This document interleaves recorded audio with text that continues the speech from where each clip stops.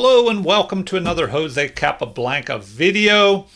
So today we have tactics, or I should say strategy versus tactics, because Capablanca with the white pieces was known more for his strategic play, and he's going up against Rudolf Spielman, who was known as a tactical player, who got away with a lot of wins by confusing his opponent with tactics and blasting them off the board. And he was one of the top players of his time. But when he went up against Capablanca, Capablanca would just see the tactics and stop what Spielman was trying to do. So let's see what happened in this game here today. Capablanca begins with d4. Now, earlier in his career, when he was younger, he played e4 more often. And then as he developed more strategical thinking, he started playing d4. And Capablanca was born in 1888 in Havana, Cuba. And so here, this is a San Sebastian tournament from 1911, where Capablanca is about 23. And his opponent responds with d5. So both sides just grabbing a share of the center. d4, d5 openings, these queen's pawn openings, they tend to be more strategic. So Capablanca just continues with development, knight to f3.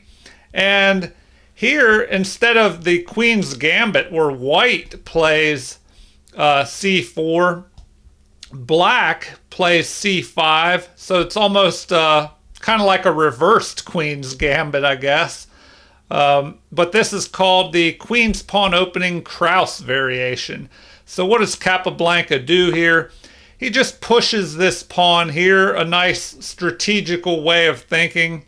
It fortifies the central pawn.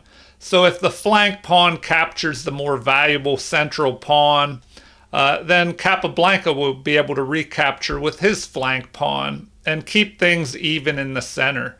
So now the game continues with knight fortifying the pawn in the center. And then we have e3.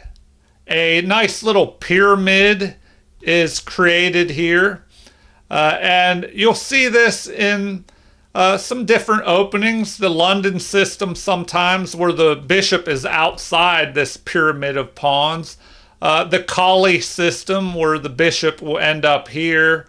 But in this game, we have Spielman developing his pieces quickly.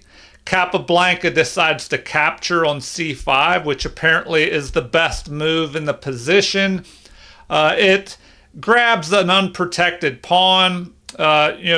Temporarily, you gain a pawn here. You could try and maybe hold on to it by pushing this pawn to defend. But, it could be attacked. Normally, this pawn will be recaptured after this pawn moves and the bishop recaptures. But after this exchange of pawns here, or capture, we see that the c pawn and the e pawn have a nice hold on this d4 square. So the game continues with e5 being played, and this can be the downside to capturing like that, capturing that flank pawn.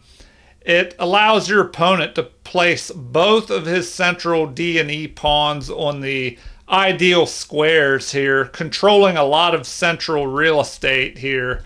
And now Capablanca, he decides to try and hold on to that pawn. And now the game continues with queen developing and protecting the pawn here in case this pawn decides to chase the knight. And also, if there are exchanges in the center, Spielman, an attacking player, wants to keep his queen. And also the queen will line up on the king side. So maybe some checkmate tactics if white castles to the king side. All right. bishop is developed, and apparently that's the best move in the game because now Capablanca is lining that bishop up towards his opponent's king side. And now we have bishop developing for Spielman. Capablanca brings his other knight up into the game. It is restricted here a little bit, but it backs the other knight up. It does control some squares towards the center. And now bishop develops. Spielman is ready to castle either king side or queen side. He'll probably castle king side as the queen side is a little open here. So the game continues with Capablanca developing his bishop and preparing to castle king side. So we have castling by both sides, although the computer says this is a slight inaccuracy here, that maybe a3 would have been better to help fortify this pawn, maybe in case there's an attack. But the game continues with rook centralizing. Spielman is not worried about pawns, not worried about regaining his pawn at the moment. He wants to activate all his pieces, bringing this rook that was not doing much in the corner in towards the center, lining up on Capablanca's queen and knight there. So the queen steps out of the line of fire possible if the center opens up. And now the game continues with bishop attacking the knight here. So Capablanca makes a mistake here according to the computer. He pushes this e-pawn up to e4. And the computer recommends, instead of that, immediately putting the question to the bishop here, forcing it to either capture the knight or retreat. So after this move, let's see if Spielman is able to take advantage. The computer says knight capturing is the best move, and instead, Spielman plays an inaccuracy. He captures here. It does activate a rook, having this rook on the open file. Although white, could develop their rook and fight for that open file. So the game continues with knight capturing the pawn here. After recapture, the queen captures. Now the bishop is unprotected and under attack by the queen. So what will happen next? The pawn pushes forward, accomplishing multiple things here. It gains some space on the king side. It attacks a valuable central square and attacks the queen at the same time, while also protecting the bishop that was under attack by the queen. So here we have queen sidestepping with check here. Apparently an inaccuracy that maybe it was better for the queen to retreat back to c2. But, Capablanca wants to play this move that's a little bit more active. The queen is closer to the center, checking the king, and that will be something Spielman has to deal with immediately. So the king steps into the corner, and now we have the rooks fighting for the open d file. So pawn pressing forward, Spielman, an attacking player, looking for every opportunity to attack. He pushes forward, chasing the knight, but this is an inaccuracy. Apparently, bishop to f6 might have been a better move, eyeing some central squares. But after the attack on the knight, Capablanca presses his knight forward. Computer apparently says this is an inaccuracy, that it would have been better to immediately exchange off the rooks on the d file. So now we have knight to e5 apparently is the best move, and the game would be dead even after that. But let's see what Spielman did here. He does find that move, and the computer says that that is a great move. It attacks the queen here. So the queen is forced to retreat back. And white still has a slight edge here. Bishop captures, and that is best. So now we have Knight recapturing. Knight jumps forward here, eyeing this h2 square, and a mate in one threat is being achieved here with this knight move. So what will Capablanca do about that? Well, he just blocks with the knight. Apparently this is a mistake, and it would have been better to play g3, but Capablanca, a strategical player, he probably felt that pushing g3 here would weaken these squares around the king. Maybe the knight could jump here and then onto this outpost. So knight to g3 played instead, and it does attack a pawn here. And now we have an attack pressing forward here, chasing the knight. But apparently e3 would have been a better move here, according to the computer. e3 is best. And then after capture, we have a fork here. Knight captures, forking the rooks. So that's a possibility. Although, I guess one rook could capture here with a threat of capturing there, and that'll kind of get Capablanca out of that problem, I guess. And the computer says the game would be about even after this scenario. All right, back to the game action. The knight is under attack. Capablanca decides to capture. Computer says this is a great move here, because if the knight is captured, well, then the rook could recapture with check here. So now we have recapture of the rook. The queen jumping into Spielman's position here, but this is a missed opportunity. Apparently it would have been better instead to just go ahead and capture this pawn here. And the game would be about even after that. Let's see.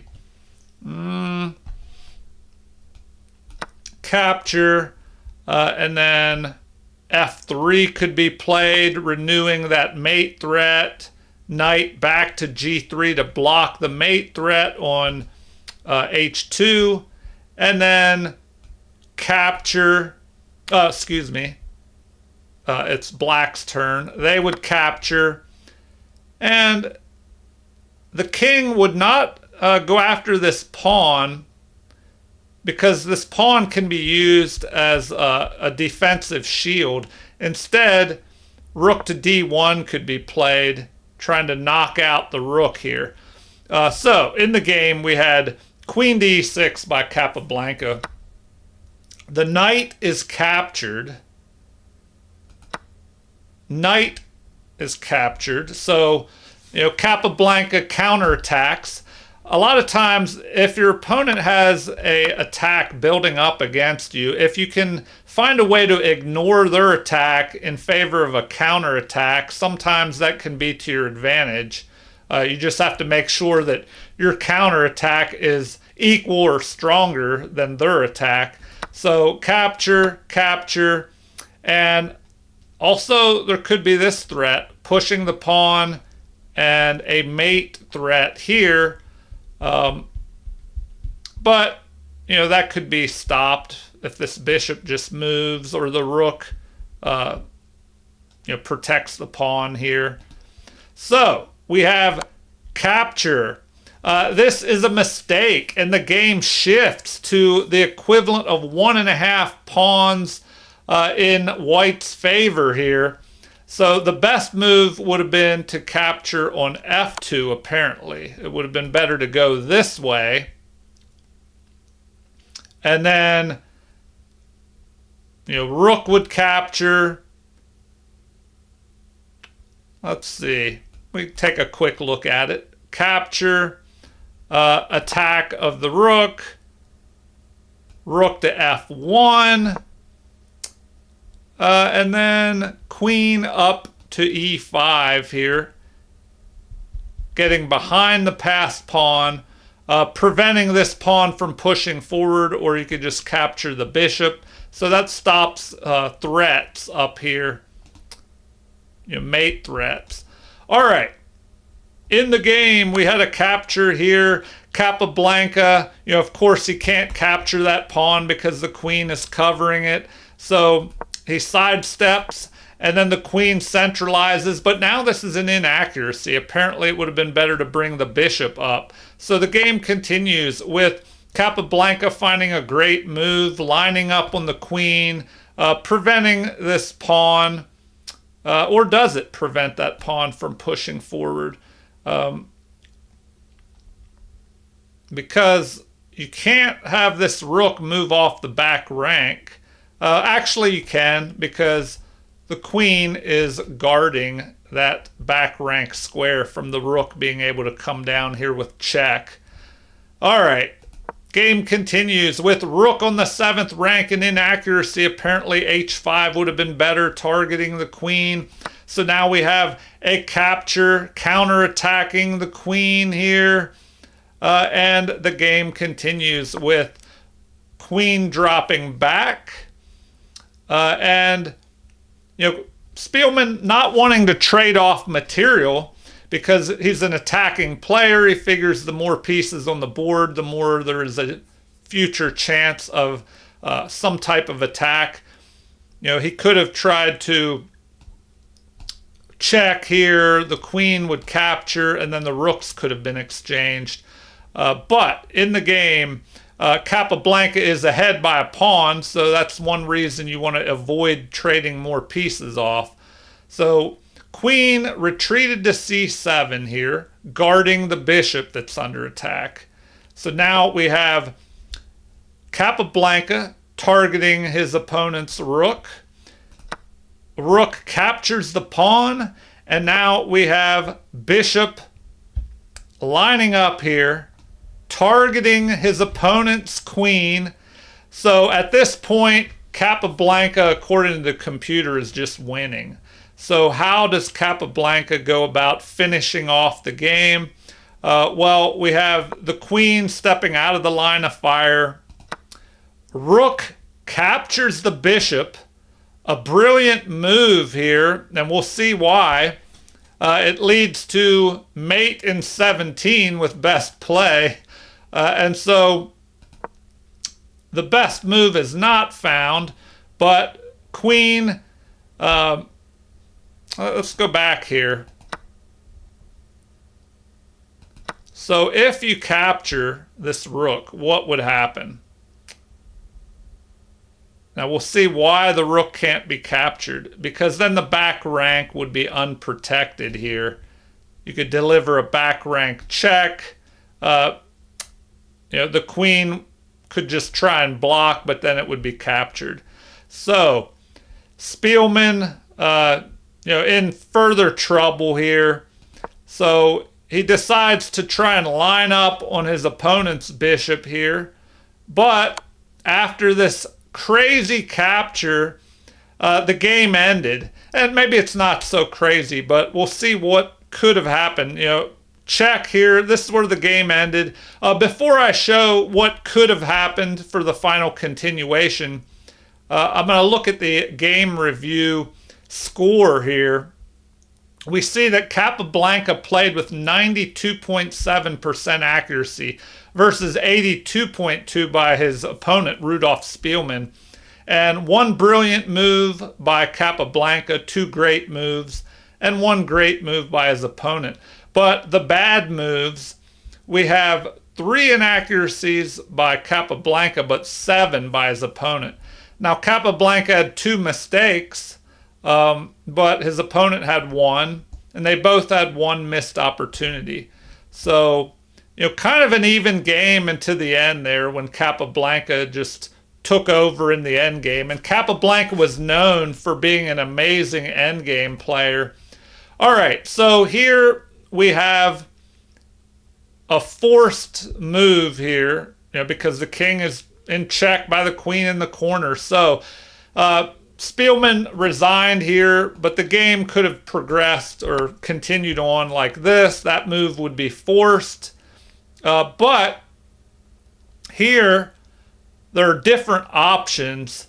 If you play rook to e8, check, that forces the queen back up, but then you have bishop to e5 check.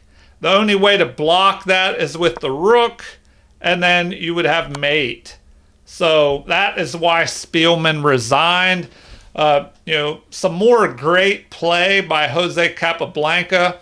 And I would definitely recommend that you find your chess hero. Find a great chess player from the past or the present. Now, if you're a beginner, past chess masters, their games are usually a little more easy to understand because the present day chess masters use so much computer help and calculation that sometimes they have some very complicated games. So the older games, especially like Capablanca, they might be easier to understand for you. So go out there and find your chess hero, whatever player that their style interests you and you think you would like to emulate their style and their openings maybe.